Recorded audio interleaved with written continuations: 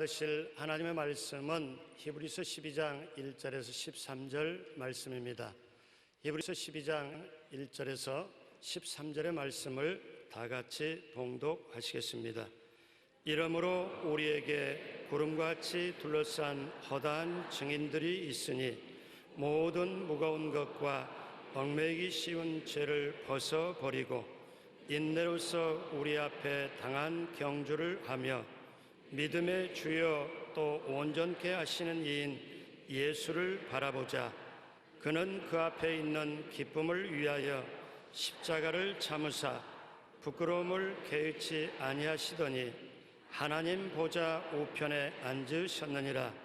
너희가 피곤하여 낙심하지 않기 위하여 죄인들이 이같이 자기에게 거역한 일을 참으신 일을 생각하라. 너희가 죄와 싸우되 아직 피 흘리기까지는 대항하지 아니하고 또 아들들에게 권하는 것 같이 너희에게 권면하신 말씀도 잊었도다. 일러스되 내 아들아 주의 징계하심을 경히 여기지 말며 그에게 꾸지람을 받을 때 낙심하지 말라. 주께서 그 사랑하시는 자를 징계하시고 그가 받아들이시는 아들마다 채찍질 하심이라 하였으니 너희가 참음은 징계를 받기 위함이라. 하나님이 아들과 같이 너희를 대우하시나니 어찌 아버지가 징계하지 않는 아들이 있으리요. 징계는 다 받는 것이거늘 너희에게 없으면 사생자여 친아들이 아니니라. 또 우리 육신의 아버지가 우리를 징계하여도 공경하였거든 하물며 모든 영의 아버지께 더욱 복종하며 살려하지 않겠느냐. 그들은 잠시 자기의 뜻대로 우리를 징계하였거니와 오직 하나님은 우리의 유익을 위하여 그의 거룩하심에 참여하게 하시느니라. 무릇 징계가 당시에는 즐거워 보이지 않고 슬퍼 보이나 후에 그로 말미암아 연단받은 자들은 의와 평강의 열매를 맺느니라. 그러므로 피곤한 손과 연약한 무릎을 일으켜 세우고 너희 발을 위하여 곧은 길을 만들어 저는 다리로 하여금 어그러지지 않고 고침을 받게 하라. 아멘. 사랑과 징계라는 제목으로 은혜를 나누겠습니다. 옛 속담에 귀한 자식일수록 징계하라는 말이 있습니다.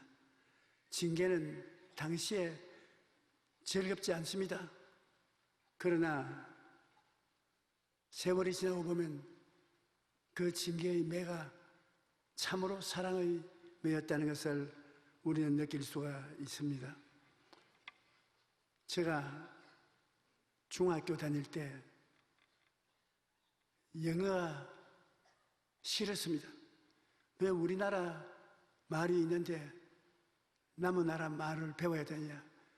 영어 시간이 되면 아주 괴로웠습니다. 그런데 지금 돌이켜보면 이 정도의 영어를 말할 수 있는 이유가 있습니다. 수업 시간에 영어를 가르쳐 들어오는 선생님의 이름은 콩코드라고 했습니다. 콩코드라는 선생님이 그냥 들어오는 것이 아니라 대나무로 만든 이만한 회추리를 만들어 들고 들어가요. 자기가 외우라고 한 단어나 문장을 외우지 아니하면 그 회초리로 때리는데 눈에 불이 번쩍하도록 때립니다. 그래서 그때 그 선생님의 매를 맞지 않기 위해서 열심으로 외웠습니다. 다른 것은 거의 다 잊어버렸는데 그 선생님만 밑에서 배운 것은 지금도 환히 머리에 기억하고 있습니다. 징계의 매가 해롭지 않게 오히려 삶의 유익이 되는 것입니다. 세월이 지나고 나니 그때 선생님께 혼나면서 배운 것이 머릿속에 남아 있습니다. 이처럼 고난을 통해 배우는 것은 쉽게 기억에 사라지지 않습니다. 하나님이 허락하신 고난은 우리의 삶에 큰 유익이 됩니다. 시편 119편 71절에 보면 고난당한 것이 내게 유익이라 이로 말미암아 내가 주의 율례를 배우게 되었나이다. 그렇게 말씀하셨습니다. 그러므로 고난이 닥쳐오거들랑 하나님이 나를 고난이라는 학교에 입학을 시키겠구나. 여기에서 잘 배우면 내게 유익이 다가올 것이 분명하기 때문에 하나님이 그렇게 하셨구나. 그렇게 이해를 해야 되는 것입니다. 부모님이 자녀를 잘 기르기 위해 학교에 입학시키는 것처럼 하나님께서도 우리를 잘 기르시기 위해 고난의 학교에 입학을 시키는 것입니다. 사랑이 깊을수록 방종을 꾸짖고 징계를 통해 변화된 사람이 되도록 인도하시는 것입니다. 우리는 하나님의 극진한 사랑을 받고 있습니다. 그냥 오며 가며 그냥 사랑합니다. 그런 정도가 아니라 극진한 사랑을 받고 있습니다. 왜냐하면 여러분, 우리를 하나님이 지으실 때 자기의 형상과 모양을 떼서 지었습니다. 그러므로 하나님을 모르는 사람이 우리를 보면 하나님을 보는 줄로 오해를 할 정도로 하나님의 형상과 모양에 꼭 담겨져요. 그래서 하나님께서는 우리를 사랑하지 않을 수가 없습니다. 우리를 하나님 당신의 목숨처럼 사랑하시는 것입니다. 그렇기 때문에 우리가 잘못하면 하나님 당신 형상과 모양에 수치가 다가오기 때문에 굉장히 괴로워하십니다. 하나님은 우리의 잘못을 심히 가슴 아파하시는 이유는 우리가 하나님의 모양이기 때문에, 우리가 잘못하면 하나님 자신에게 수치가 돌아오기 때문에, 우리가 잘 되기를 간절히 원하시고, 우리가 잘못되면 하나님 당신이 슬퍼하시고 탄식하시는 것입니다. 요한복음 3장 16절로 17절에 보면 하나님이 세상을 이처럼 사랑하사 독생자를 주었으니 이는 그를 믿는 자마다 멸망치 않고 영생을 얻게 하려 하심이라. 하나님이 그 아들을 세상에 보내신 것은 세상을 심판하려 하심이 아니요 그로 말미암아 세상이 구원을 받게 하려 하심이라. 하나님이 예수님을 보내신 것은 우리를 구원하기 위해서 보냈지 우리를 심판하기 위해서 보낸 것은 아니라는 것입니다. 요한일서 4장 9절로 10절에 하나님의 사랑이 우리에게 이렇게 나타난 바 되었으니 하나님이 자기의 독생자를 세상에 보내시면 그로 말미암아 우리를 살리려 하시며, 사랑은 여기 있으니 우리가 하나님을 사랑한 것이 아니라 하나님이 우리를 사랑하사 우리 죄를 수하기 위하여 화목제물로 그 아들을 보내셨습니다. 하나님이 세상을 이처럼 사랑하사 독생자를 주신 것은 우리를 심판하려고 하는 것이 아니라 건지고 살리기 위해서, 생명을 얻되 넘치게 얻게 하기 위해서 그렇게 하셨다고 말씀하고 있는 것입니다. 우리 모두는 하나님이 직접 만드셨다고 생각하니 이 세상에 70억의 사람 중 한 사람도 하나님이 모르고 지은 사람은 없다는 것입니다. 기독교 작가인 맥스 루케이도는 당신이 존재는 우연히 된 것이 아니다. 당신은 대량 생산한 물품이 아니다. 공장에 가면 대량 생산하지 않습니까? 똑같은 모양으로. 그렇게 만든 존재가 아니라는 것입니다. 당신은 창조주에 신중하게 계획되었고 특별한 재능을 받았으며 사랑을 받고 이 세상에 태어나다. 우리 한 사람 한 사람 주님이 만세 전에 택하시고 하나님이 보셔서 이름을 지으시고 그렇게 합당한 사람으로 만드신 것입니다.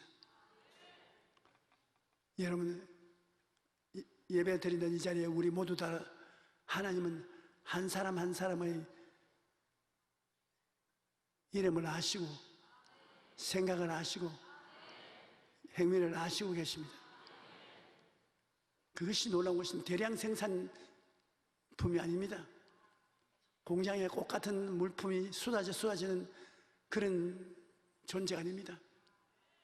여러분, 한 사람이 응아하고 울고 나올 때 하나님은 박수를 치시고 엉덩이를 쓰다듬으시고 잘 왔다, 내가 너를 돌봐주마, 그렇게 말씀하시는 것입니다.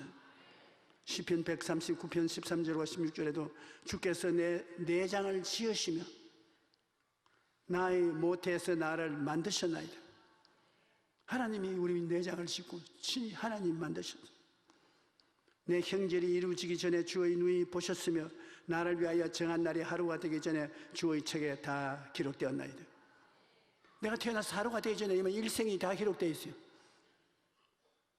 참 놀라운 일이 아닙니까? 지금 우리가 여기 앉아있지만 우리 미래가 하나님 손에 다 적혀 있는 것입니다.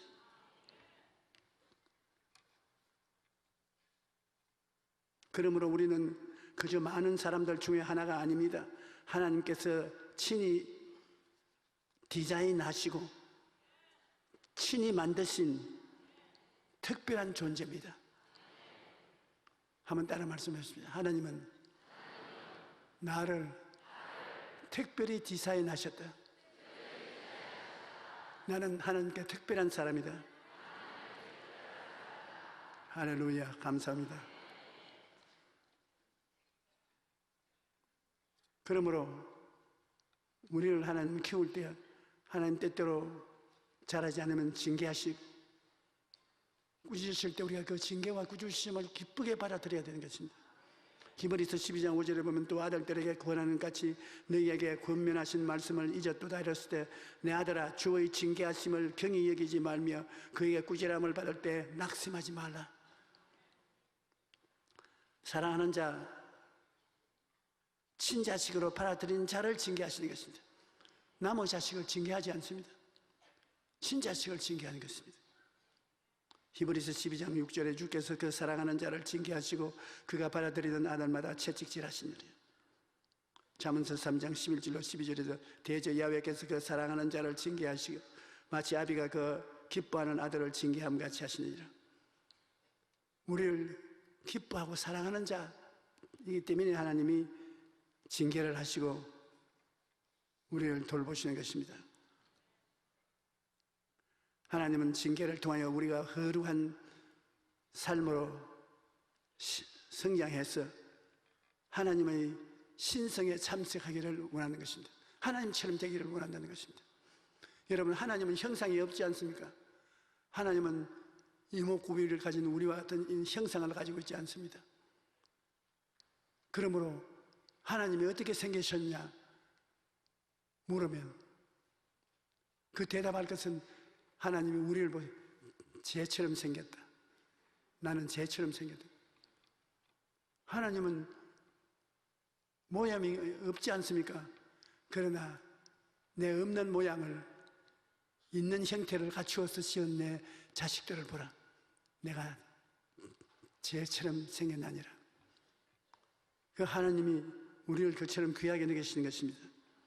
히브리서 12장 10절에 그들은 잠시 자기의 뜻대로 우리를 징계하였거니와 오직 하나님은 우리의 유익을 위하여 그의 거룩함에 참여하기 위하여 징계를 하신다. 우리를 반 하나님으로 만드신다는 것입니다. 전체 하나님이 된다는 것이 아니고 징계를 내리면 징계를 통해서 우리가 올바르게 자라면 반 하나님이 된다. 그렇게 귀중한 존재가 되는 것입니다. 우리가 잘못할 때 하나님은 가슴을 어루만집니다. 가슴이 아픕니다. 어떤 초신자가 목사님 앞에서 이런 불평을 내려놓고 있었습니다. 목사님, 하나님은 못하게 금지하는 것이 너무나 많아요. 교회 나오고 난 다음에 술도 마시지 마라, 담배도 피우지 마라, 이것도 안 된다, 저것도 안 된다. 간섭이 너무 심해요. 그러자 목사님이 질문을 했습니다. 어떤 사람이 1,000만 원짜리 피아노를 요리할 때 쓰는 조리대로 사용하는 것을 본다면 당신은 어떻게 하겠습니까? 아, 그야 마땅히 말려야죠. 피아노가 얼마나 귀한 것인데 그것을 조리대로 사용하는 것입니다. 그러면 어떤 사람이 최고급 양복을 벗어가지고서 구두를 닦는다. 그걸 보면 어떻게 말하겠습니까? 에이, 말도 안 되는 소리 합니다. 누가 그런 바보 같은 짓을 합니까? 그런 비싼 도자기를 가지고 강아지 밥그릇으로 사용하면 어떻게 하겠습니까? 아니, 그걸 보고 어떻게 그냥 둡니까? 못하게 말려야죠. 그러자 목사님이 말씀하십니다. 바로 그겁니다. 당신은 하나님이 예수님의 피값을 주시고 구원한 귀한 존재입니다. 그런데 그 귀한 몸에 술을 부어 술독으로 만들고 담배를 피워 꿀독으로 만드는 것을 보고 말리지 않고 가만 계시겠습니까? 우리 하나님은 사랑을 받는 귀한 존재이기 때문에 우리가 잘못을 하면 하나님께서 심히 가슴 아파하시고 우리를 징계하시는 것입니다.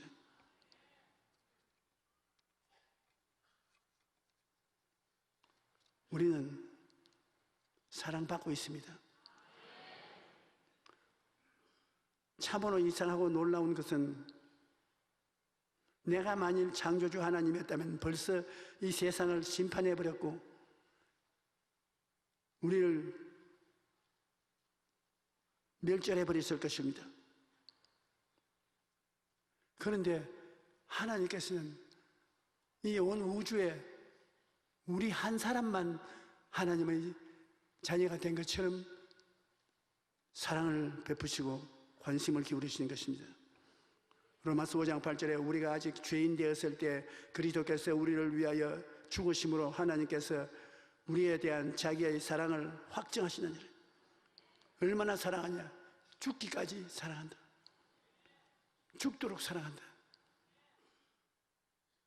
로마서 8장 38절로 39절에 내가 확신하노니 사망이나 생명이나 천사들이나 권세자들이나 현재일이나 장래일이나 능력이나 높음이나 기쁨이나 다른 어떤 피조물이라도 우리를 우리 주 그리스도 예수 안에 있는 하나님의 사랑에서 끊을 수가 없나니라.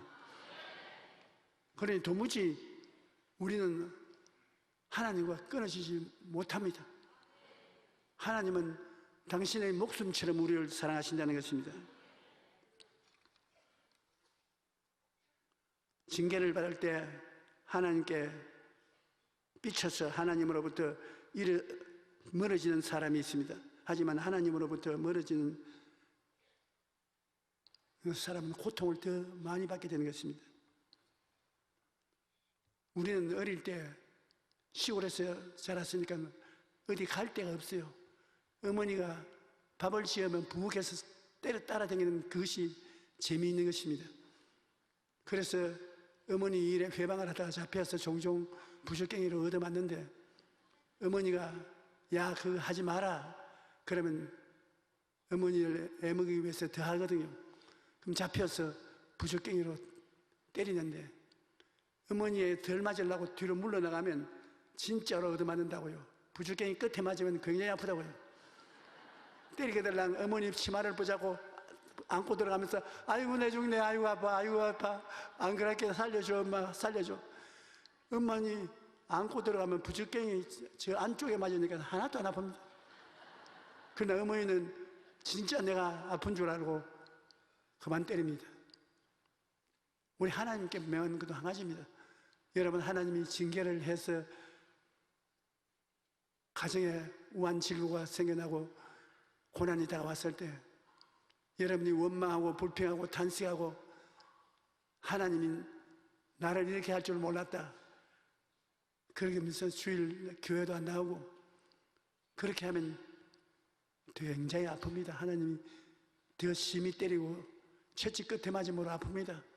하나님께 징계를 받을 때는 하나님께 나가서 회개하고 자복하고 하나님께 매어 달리면 하나님의 징계가 아프지 않습니다. 하나님께서 여러분을 부드럽게 대해 주시는 것입니다.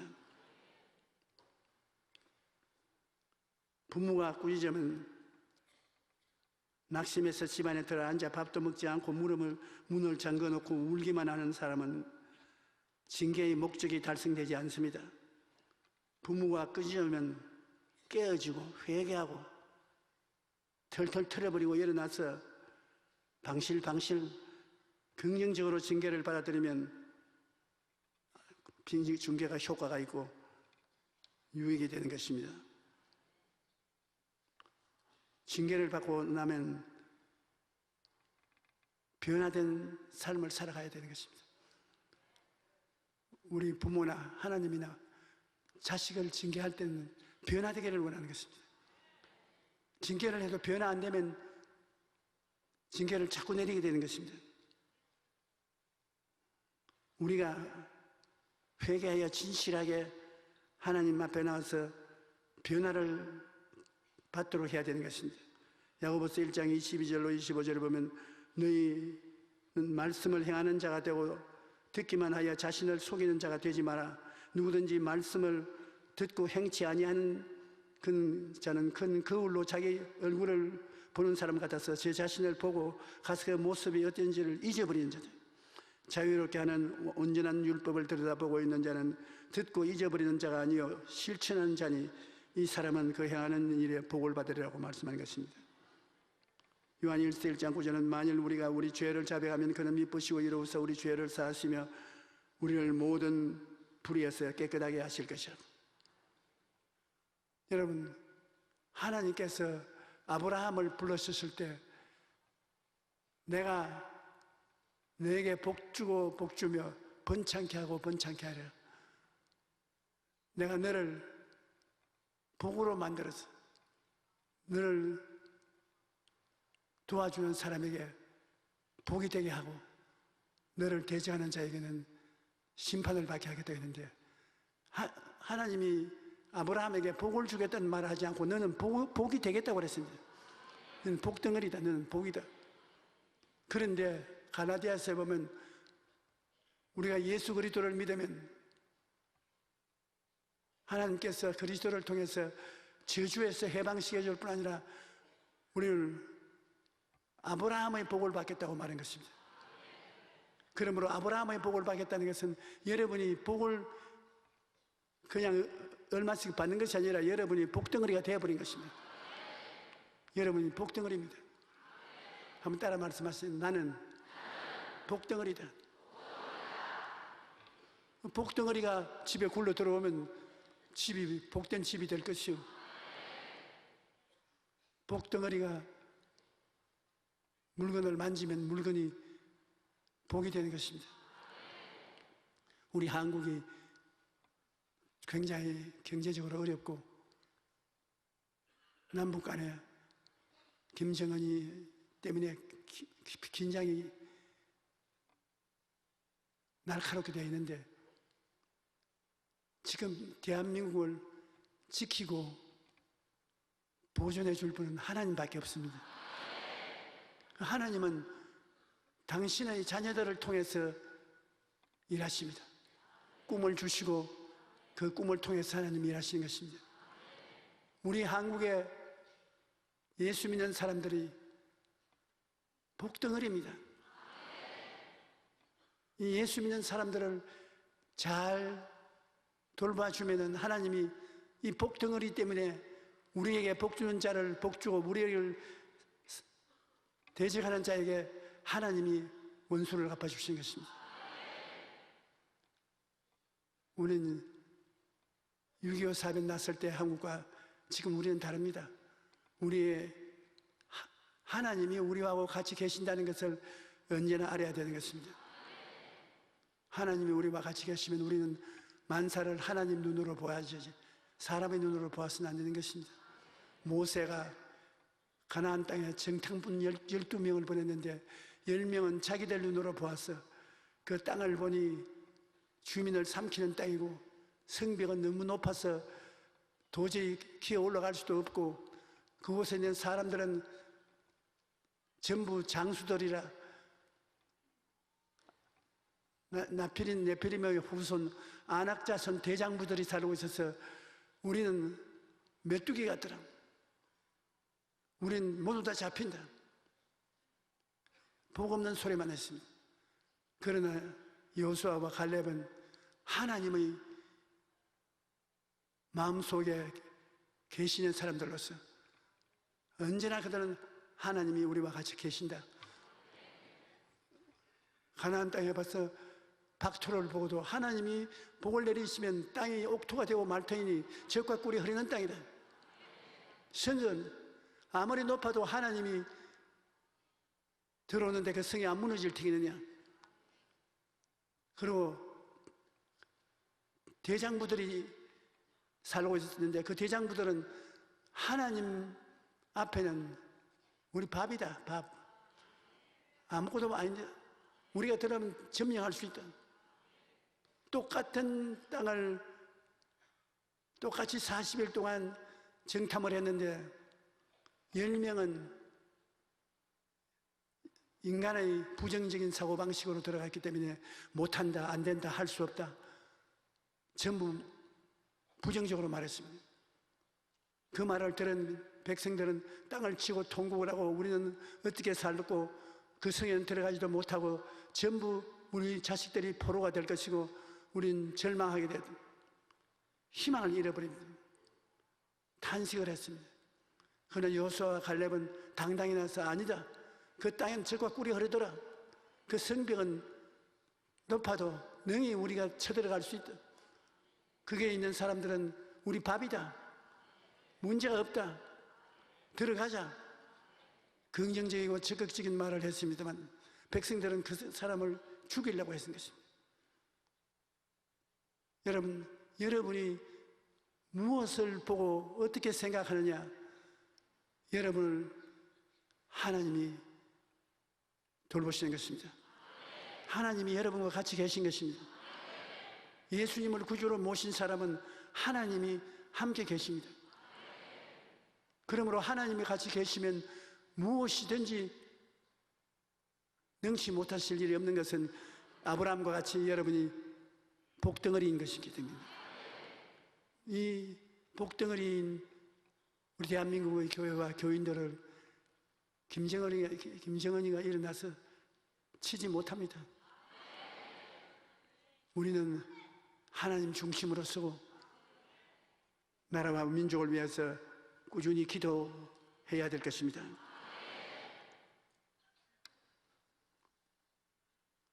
우리가 종종 어려움을 당하면 자기 회개하고 하나님께 돌아오지 않냐고 탓을 말합니다. 주변의 사정 때문에 남의 탓으로 변명하기 때문에 하나님이 싫어하시는 것입니다. 아담과 하와가 선악과를 따먹고 에덴 동산에서 하나님 오시는 소리를 듣고 숨었습니다. 하나님이 아담아 어디 있냐? 하나님 무서워서 나무 뒤에 숨었습니다. 왜 내가 오는 것이 무섭냐? 내가 먹지 말라는 선악과를 따먹느냐? 하나님 사태가 그렇지 않습니다. 내가 선악과를 따먹은 것이 아니라 하나님이 만들어주신 그 여자가 먹으라고 하기 때문에 그 꾀임에 빠져서 먹었습니다. 세상에 선악과를 자기가 먹었으면 먹었지 하나님이 만들어주신 그 여자가 책임을 하나님께로 돌린 것입니다. 하나님이 잘 만들어준 여자 같으면 잘 됐을 것인데 잘못 만들어서 그렇다는 것입니다. 하나님이 만들어주신 그 여자가 나를 꿰물어 내가 먹었나이다. 하와야 왜 남편을 꿰느냐? 내가 꿰은 것이 아니라 이 뱀하고 대화를 하고 서로 놀자니까 뱀의 말에 넘겨 넘어가서 그래서 선악과를 먹었습니다. 뱀 때문에 그랬습니다. 뱀은 말할 필요 없이 하나님을 반역한 악의 천사이기 때문에 그렇게 하는 것이 마땅합니다. 하나님께서 우리를 구중하시면 주님 내가 잘못했습니다. 전부 내 죄입니다. 용서해 주십시오. 그렇게 하면 하나님이 용서해 주십니다. 만일 우리가 우리 죄를 자복하면 저는 미쁘시고 이로우사 우리 죄를 사하시며 불의에서 깨끗이 해주시는 것인데, 자복하지 않고 전부 자꾸 남의 탓으로 돌립니다. 남편은 아내 탓으로 돌리고, 아내는 자식 탓을 돌리고, 자식은 이웃 동리 사람들 탓을 돌리고, 이렇게 하면 문제가 해결되지 않습니다. 창세기 3장 11절로 13절에 이르시되 누가 너희 버섯음을 내게 일렀느냐? 내가 내게 먹지 말라 명한 나무의 열매를 먹었느냐? 아담이 이르되 하나님이 주셔서 나와 함께 하신 여자 그가 그 나무 열매를 내게 주므로 내가 먹었나이다. 야훼 하나님이 여자에게 이르시되 내가 어찌하여 이렇게 하였느냐? 여자가 이르되 뱀이 나를 꿰물어 먹었나이다. 이런 사람들은 징계를 받지 않습니다. 하나님이 아무리 꾸짖어도 그 꾸짖음을 통해서 변화되지 않습니다. 우리는 하나님의 사랑에 감격하여 변화를 받으십시다. 스바냐 3장 11절에 보면 나의 하나님 야훼가 너희 가운데 계시니 그는 구원을 베푸시는 전능자이시라. 그가 너로 말미암아 기쁨을 이기지 못하시며 너를 잠잠히 사랑하시며 너로 말미암아 즐거이 부르며 기뻐하시라. 여러분 보고 기뻐서 아이고 이놈아 너무 기뻐하고 즐거워하시네. 자식을 낳지 못하는 사람이 하나님의 도움으로 자식을 낳아서 엄마 아빠 할 정도가 되면 아빠나 엄마나 직장에서 저녁에 돌아오면 얼마나 이쁩니까? 자식이 그냥 끌어안고 입을 맞추고 하늘에서 떨어졌나 땅에서 솟았냐, 아이고 내 자식아 좋아하는 거지. 하나님이 여러분을 그렇게 좋아하신다고요.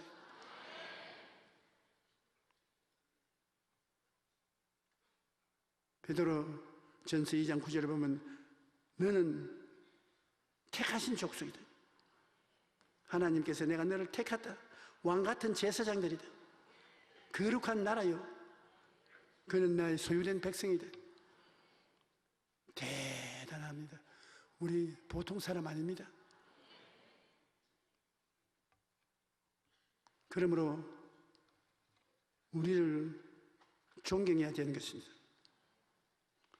미국에 이방인된 우리 한국 사람인데 주 상원의원까지 되신 분입니다. 그가 지은 책에 이렇게 기록된 것을 보고 놀랐습니다.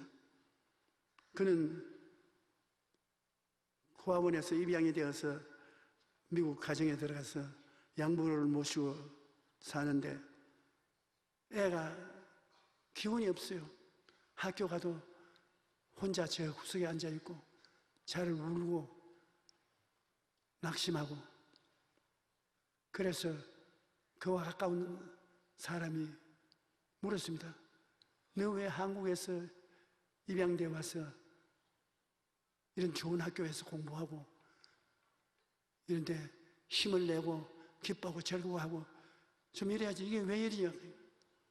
그러니까 우리 아버지 어머니가 나를 사랑하지 않습니다. 사랑하지 않는 나를 한국에서 고아원에서 입양시켜서 데려와 키울 필요가 있습니까?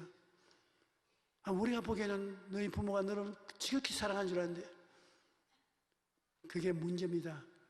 나는 한국에서 이 가정에 들어온 지 이렇게 오래되었지만 어머니 아버지에게 꾸중 한 번 들은 적이 없고 매 안 맞은 적이 없습니다. 아버지 어머니가 나를 사랑하면 나를 징계할 것 아닙니까? 잘못을 해도 나를 안 때립니다. 나는 사랑받지 않고 있습니다. 그래서 이 징계의 사랑이라는 것은 선물을 줘서 사랑하는 것보다 더 깊은 사랑이구나. 그 부모에게 찾아갔습니다. 그래서 당신 양자를 사랑으로만 키우지 말고 징계를 줘라. 징계가 더 깊은 사랑이다. 그리고 상당한 시간이 지났는데 학교에 와보니까 홍도 잘 차고 웅변도 잘하고 전교 대표자 학생으로 선택도 되고 굉장히 다른 애가 됐습니다. 그래서 좀 만나자고 했어요. 만났어요. 어떻게 이렇게 쾌활하고 다른 사람이니까 선생님, 우리 아버지, 우리 어머니가 나를 때려요. 얼마나 고마운지 모릅니다. 내 종아리를 때리면 아버지 어머님의 사랑이 내게 넘쳐오는 것 같습니다. 나는 사랑받고 있습니다. 이렇게 사랑받고 있으니 내가 활달하게 될 수밖에 없습니다. 때려야 사랑을 하는 것이다. 그런데 우리 한국에는 그것이 잘못돼가지고서 때려 죽인다고 하면서요. 부모가 자식을 때려 죽이기도 하고 아내가 남편을 옥졸아 죽이기도 하고 이거 영 살벌해서 사탄이 들어와서 험악하게 만들어 놨지만 실상은 징계를 하는 것이 사랑의 표준이 된 것입니다. 지금 제 나이에 제가 집에서 자라날 때를 생각하면 아버지가 제게 종종 징계를 내리시는데 그때는 아버지가 미웠습니다. 그러나 오늘날에 와서 돌아보면 참으로 아버지의 사랑이 내 마음 깊숙이 늘 기억이 되고 고마운 생각이 생기는 것입니다. 아버지가 다른 것보다도 징계를 내려주신 것이 감사히 느껴지는 것입니다. 하나님이 징계하지 않는 하나님이면 여러분 그것은 가짜 하나님인 것입니다. 여러분에게 꾸중도 하시고 마음의 괴로움도 주시고 하나님 앞에 잘못했다고 나가 울고 기도도 하기도 하게 만들어 주시고 하나님은 그렇게 해서 여러분이 변하는 것을 보시고 기뻐 견디지 못하게 하는 것입니다. 우리는 히브리서 12장 6절로 8절을 깊이 받아들여야 되겠습니다. 주께서 그 사랑하시는 자를 징계하시고 그가 받아들이시는 아들마다 채찍질하심이니 너희가 참음은 징계를 받기 위함이라. 하나님이 아들과 같이 너희를 대우하시나니 어찌 아버지가 징계하지 않은 아들이 있으리요. 징계는 다 받는 것이오늘 너희에게 없으면 사생자여 친아들이 아니니라. 우리가 가끔 가다가 우리에게 해를 끼치고 하나님 백성답지 않게 행하는 사람 보고 하나님 왜 저 안 때려주나? 한번 때려주면 좋겠는데 진정 하나님 위해서 살려는 나는 하나님이 가끔 때리시는 저 사람들은 교회 의지롭게 만들어도 왜 때리지 않는가? 저도 그런 기도를 여러 번 했습니다. 하나님께서 안 때리는 이유는 하나님이 사랑하지 않기 때문에 안 때린다는 것입니다. 사랑하는 자는 징계를 내린다. 징계를 내리지 않는 것은 하나님이 사랑하지 않는다. 내가 미워서 그 채찍들지 않는다. 너에게는 채찍을 들고 고통을 주고 괴로움이 오게 하는 것은 내가 너를 사랑하기 때문에 그렇다. 너는 내가 나중에 이런 말로 변화된 너의 생활에 큰 복을 내가 내릴 것이다. 그러나 징계를 내리지 않은 자에게는 사랑하지 않기 때문에 좋은 일이 일어나지 않습니다. 하나님은 여러분에게 여기저기 꾸중하시고 채찍을 때릴 때는 정말 사랑하는 하나님인 것을 알고 할렐루야 감사를 드려야 되겠습니다. 우리가 독수리 새끼 훈련하는 것을 마음에 하나님이 꼭 기억하라고 말씀하시는 것입니다. 독수리가 새끼를 깔 때는 둥지를 만드는데 독수리의 몸에 상처를 입어서 피를 흘려가면서도 암컷수컷 두 마리가 열심히 둥지를 만듭니다. 독수리의 둥지는 가시 둥지로 만듭니다. 가시를 꺾어가지고서 가시를 가지고 엮어서 둥지를 만들어요. 가시 둥지입니다. 세상에 가시 둥지를 어떻게 새끼를 까가 기르겠느냐. 그러나서 가시 둥지를 만들어 놓은 다음에 토끼나 쥐새끼나 이런 것을 잡아가지고서 속을 긁어내고 가죽으로 그걸 깝니다. 가죽으로 까. 그러고 난 다음에 새들을 잡아서 새털을 벗겨서 그 둥지를 채우면 요새 인류 호텔이 되는 것입니다. 거기에서 새끼를 낳아서 암수컷이 부지런히 먹이면 새끼가 상당히 자라지 않습니까? 그러면 새끼를 불러내어서 나는 것을 가르쳐주기 위해서 날개를 펴서 자꾸 올라타락을 합니다. 먹이를 갖다 주지 않고 자꾸 올라타락하는데 새끼들이 겁을 내고 그 안으로 기어 들어가고 안 올라탑니다. 그러면 암컷 수컷 어머니가 발톱으로서 그 가죽을 탁 잡고 확 뺏겨버립니다. 그럼 새끼를 밀어넣어버립니다. 아니, 그러니 새끼들이 자기가 우리 어머니 아버지가 갑자기 미쳤다. 여태까지 잘 먹여주고 푹신푹신한 잠자리를 만들어주니 하루 당장 변해서 이렇게 우리를 죽이려고 한다. 새끼들이 자기가 이게 어머니 아버지 사랑에 의지해서는 안 되겠다. 새끼 또다시 날개를 펴니까 그게 올라타요. 그럼 새끼를 싣고서 공주에 올라 날라 밥 위에 가니까 부스러 아버지가 짐승들을 잡아놓고 있어요. 그래서 잘 먹고 그 다음 또 둥지로 날라와서 둥지에 밀어넣으면 아이고 찔리고 있는 것보다 날개 위에 타고 다니는 게 좋다. 도로 날개 위에 기어 올라갑니다. 그러면 그를 데리고 이번엔 바위 위에 준비된 밥상에 데려가는 것이 아니라 높은 공중으로 자꾸 올라가서 탁 놓쳐버립니다. 그러니 공중에서 손살같이 떨어지니까 막 안 죽으려고 확 날개를 칩니다. 그럼 저 밑에서는 엄마 독수리가 또 받습니다. 떨어지면 받아서 또 올라가서 또 떨어뜨리고 그럼 밑에서 또 받아 올리고 그렇게 해서 훈련을 시켜서 나중에 이 세상으로 날려보내는 것입니다. 성경에 말씀하기를 우리 예수 믿는 사람들 하나님이 독수리 새끼 기르는 같이 기른다고 말씀하고 있는 것입니다. 우리가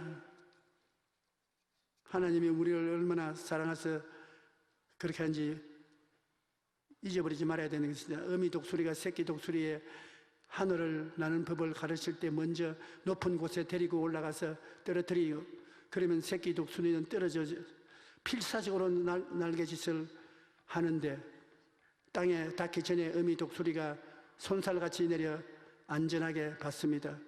이러한 과정을 수없이 반복하여 새끼 독수리로 하여금 하늘을 날 수 있게 만드는 것입니다. 하나님께서 우리에게 나는 법을 가르치시기 위하여 높은 곳에서 떨어뜨릴 때가 있습니다. 그러나 두려워하거나 낙심하지 말아야 합니다. 왜냐하면 우리를 날게 하시는 하나님의 훈련이기 때문인 것입니다. 하나님이 우리에게 독수리 훈련하듯이 그런 훈련을 시킨다는 것입니다. 여러분이 끝까지 낙심하지 않고 하나님을 의지하면 하나님께서 여러분 넉넉히 머리가 되고 꼬리가 되지 않게 인생을 살아갈 수 있도록 힘을 주신다는 것입니다. 우리는 버림받은 자가 아닙니다. 하나님이 우리의 아버지 되신 것입니다. 하나님이 부르셔서 주님 품 안에 안고 계신 것입니다. 만세 전에 여러분을 택하시고 예정하사 오늘 이 자리에 와서 앉아있게 만들어주신 것입니다. 여러분을 우리가 쉽게 생각하면 안 되는 것입니다. 하나님의 귀하신 보배로 생각하고 하나님이 기뻐하시는 것입니다. 그러므로 우리 인생에 한편으로 축복을 주시되 다른 면에는 끊임없이 징계를 내리신다는 것을 잊지 말아야 되는 것입니다. 그러므로 축복을 받아서 자라고 징계를 받아서 하나님 뜻대로 살게 되기를 원하시기 때문에 우리가 이것을 잊지 말고 늘 하나님을 따라서 나아가시는 우리 여러분 되시기 바랍니다. 금년 한 해 동안에는 하나님께서 여러분을 징계하셔서 더 나은 명예를 맞이할 수 있게 만들어 주시기를 구원합니다.